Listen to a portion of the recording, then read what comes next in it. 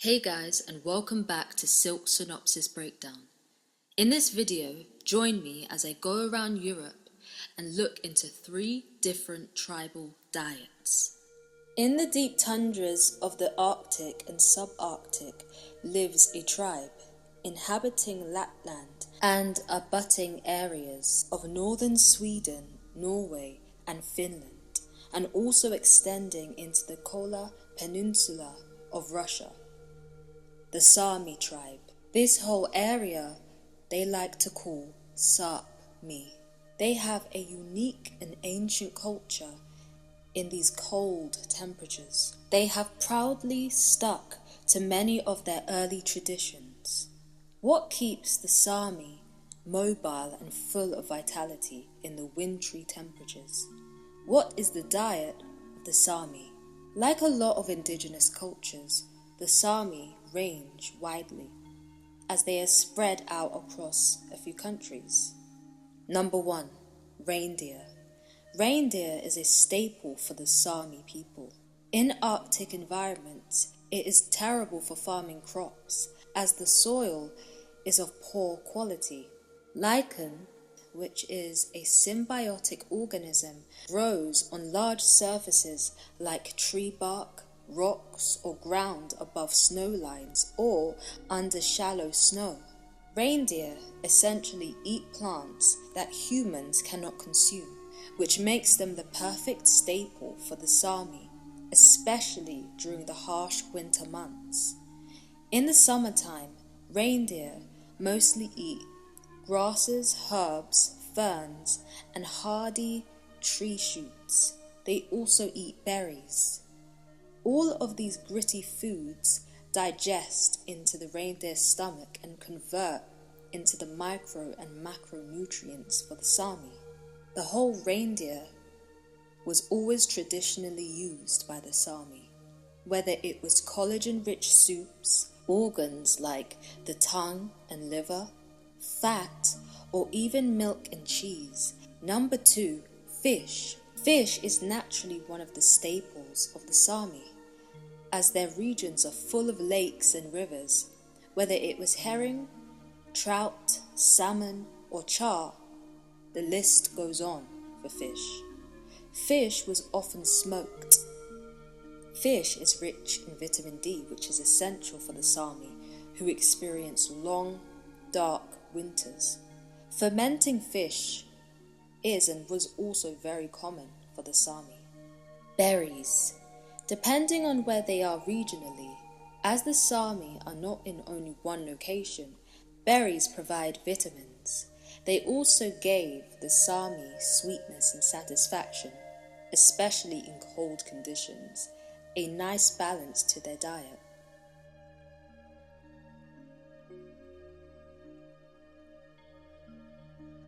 Among rugged windy mountains, rocky coastlines, and moorlands of Scotland live a people called the Scottish Highland and Hebridean communities. Scotland is situated on the island of Great Britain, along with Wales and England, adjacent to the Atlantic Ocean.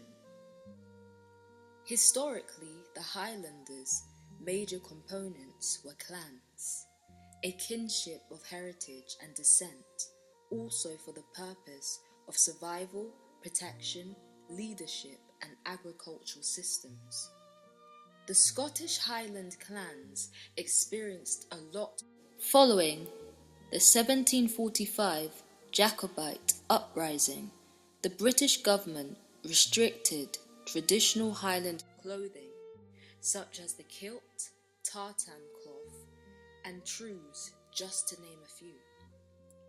The Hebrideans also fostered traditions, and historically, the earliest settlers known in the lowlands of the Hebrides, date back 9,000 years ago to the Mesolithic period. Due to Viking raids, they were ruled by the Norse, and they had to remain resilient and become adaptable people.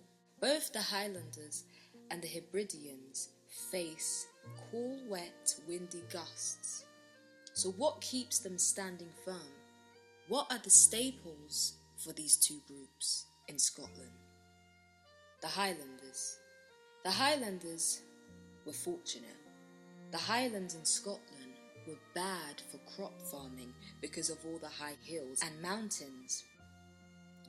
mountains, but they provided a great deal of grazing land for cattle to maneuver. Number 1, raw milk. Seen as completely repulsive to people in modern times, raw milk was a Highlander staple.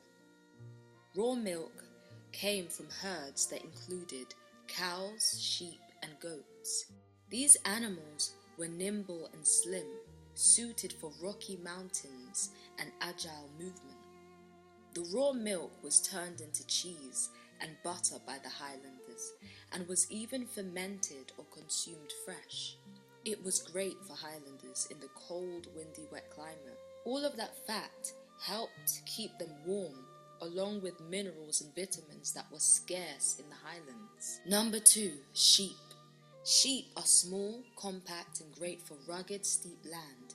Sheep are easy to breed and lower maintenance than other herds, making them a reliable source of protein for the Highlanders. Number 3, wild game. Wild game was also a staple. Native red deer, for example, roamed wooded areas and hills. Rabbits, birds, and hares also contributed. Game meat also added variety to the Highlander diet and was eaten mainly in the spring and summer. Number 4, fish. Fish like salmon, trout, and char were an integral part of the Highlander diet, especially in the spring and summer. It was eaten seasonally. Fish is rich in vitamin D, which was needed by this group for bone health and immunity in cold weather.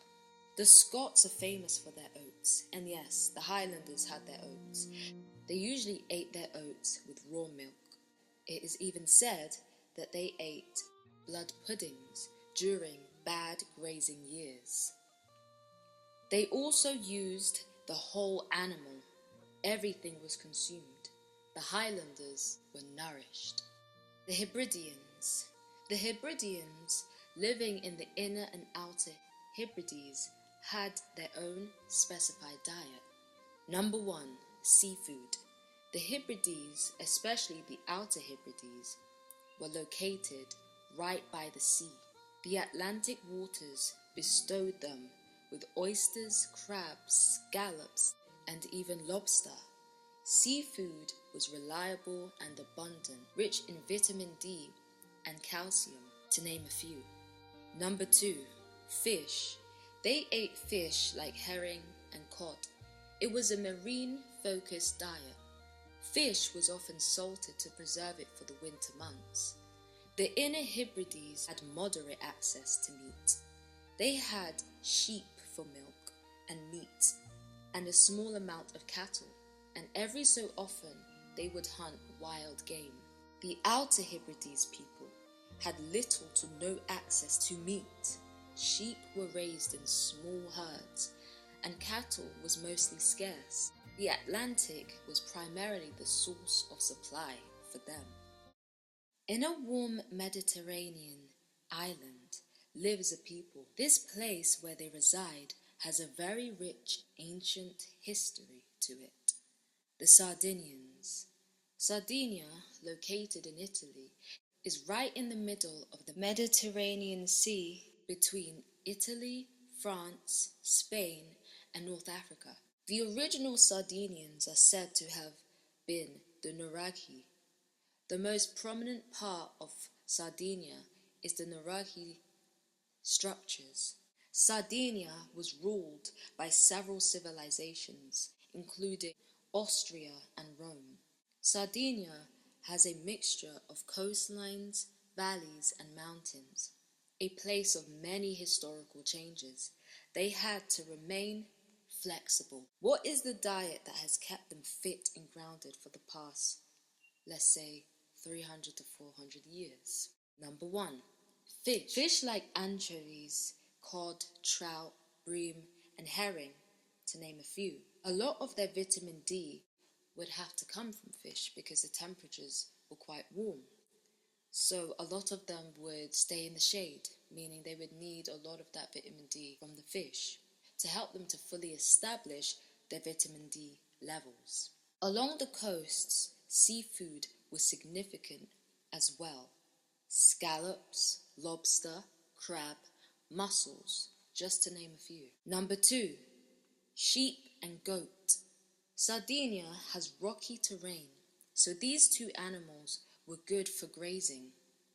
Milk, cheese, especially cheese, butter and meat kept the Sardinians, and still do, keep them satiated. Vegetables and grains were eaten to add variety, and beef and cattle were consumed in small amounts. I wasn't able to find much ancient history about the food in Sardinia, so I do apologize. But if you enjoyed watching this video, do give it a thumbs up and don't forget to subscribe. And thanks for watching.